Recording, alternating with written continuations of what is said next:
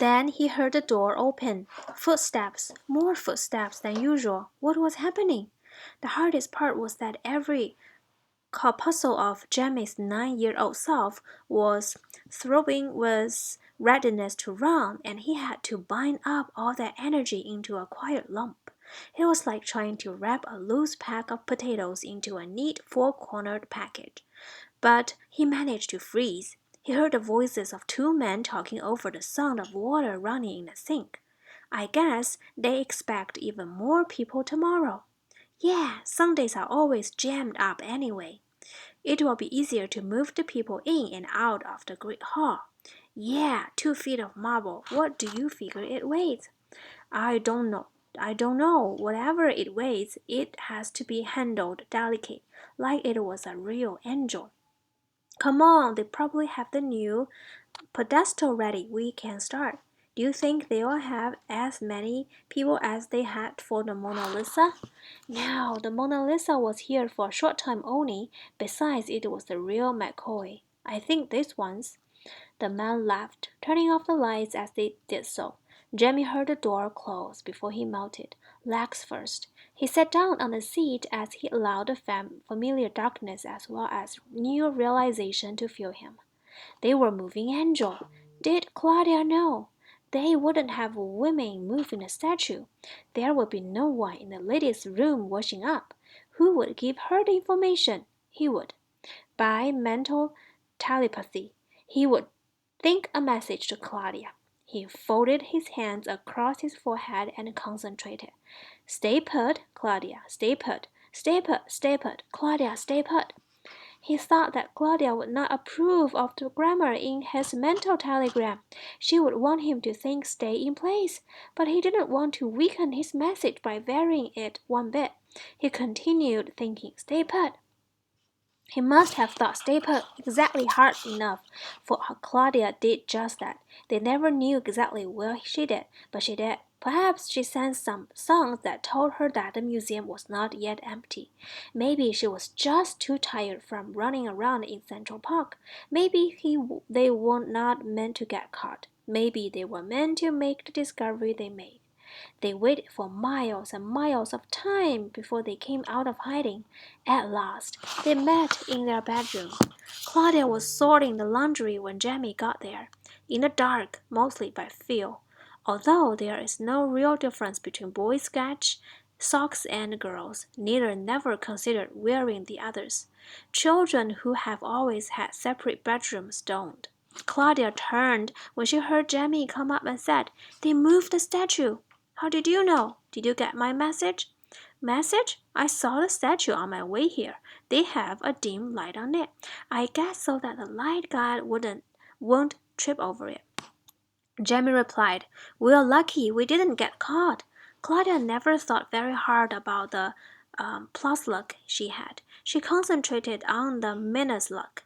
But they held us terribly. I planned on our taking baths tonight. I really can't stand one night more without a bath.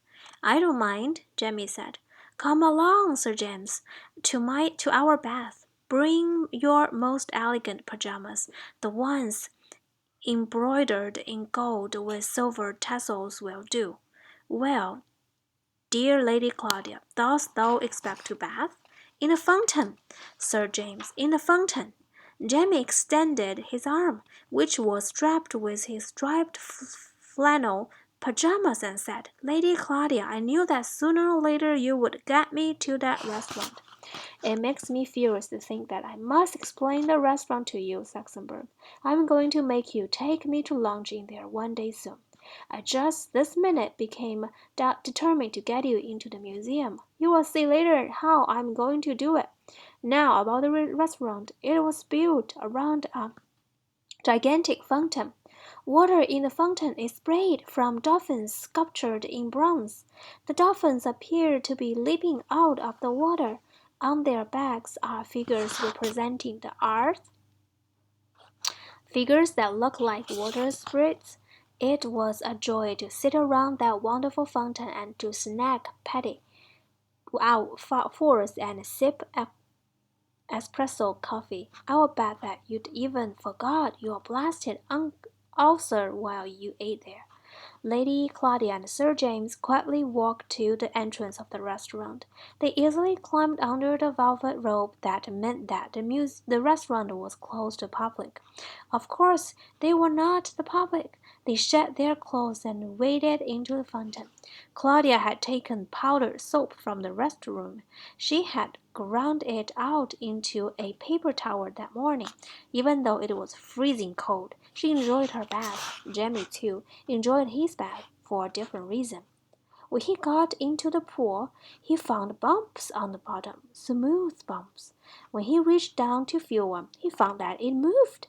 He could even pick it up. He felt its cool roundness and splashed his way over to Claudia. Income, Claudia, income, he whispered. Claudia understood immediately and began to scoop up bumps he had felt on the bottom of the fountain. The bumps were pennies and nickels people had pitched into the fountain to make a wish. At least 4 people had thrown in dimes and 1 had tossed up in a quarter. Someone very rich must have tossed in this quarter, Jemmy whispered. Someone very poor, Claudia corrected. Rich people have only penny wishes. Together they collected $2.87.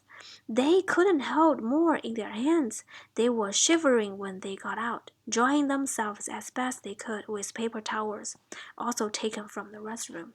They hurried into their pajamas and shoes.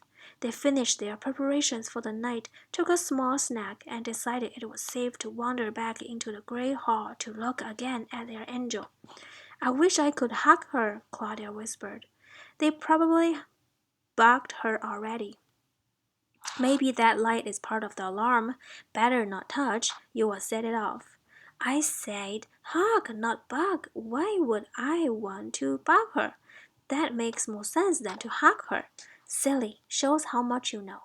When you hug someone, you learn something else about them, and important something else. Jemmy shrugged his shoulders. Both looked at Angel a long time. What do you think? Jemmy asked. Did he or didn't he? Claudia answered.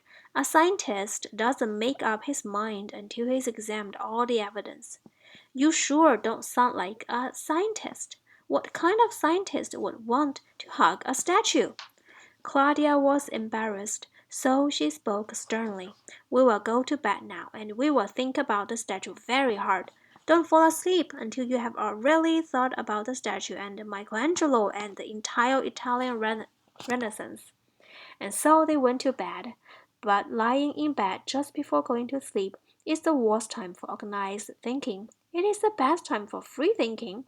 Ideas drifted like clouds in an undecided breeze, taking first this direction and then that. It was very difficult for Jemmy to control his thoughts when he was tired, sleepy, and lying on his bed. He never liked to get involved just before falling asleep. But Claudia had planned on their thinking, and she was good at planning, so think he did. Clouds bearing thoughts of the Italian Renaissance drifted away. Thoughts of home and more thoughts of home settled down. Do you miss home? He asked Claudia. Not too much, she confessed. I haven't thought about it much. Jamie was quiet for a minute. Then he said, We probably have no conscience. I think we ought to be homesick. Do you think Mom and Dad raised us wrong? They are not very mean, you know. Don't you think that should make us miss them? Claudia was silent. Jamie waited. Did you hear my question, Claude? Yes, I heard your question. I'm thinking. She was quiet a while longer. Then she asked, Have you ever been homesick? Sure. When was the last time? That day Dad dropped us off at Aunt Zale's when he took Mom to the hospital to get Kevin. Me too, that day, Claudia admitted, but of course I was much younger then. Why do you suppose we were homesick that day? We have been gone much longer than that now. Claudia thought, I guess we were worried. Boy, had I known then that she was going to end up with Kevin, I would have known why we were worried. I remembered you sucked your thumb and carried around that old blanket the whole day. Aunt Zale kept trying to get the blanket away from you so that she could wash it. It stank. Jemmy giggled. Yeah, I guess homesickness is like sucking your thumb. It's what happens when you are not very sure of yourself, or not very well trained, Claudia added. Heaven knows we are well trained. Just look how nicely we have managed. It's really their fault if we are not homesick. Jamie was satisfied. Claudia was more. I'm glad you asked that about homesickness, Jamie. Somehow I feel older now. But of course, that's mostly because I've been the oldest child forever, and I'm extremely well adjusted. They went to sleep then. Michelangelo, Angel, and the entire Italian Renaissance waited for them until morning.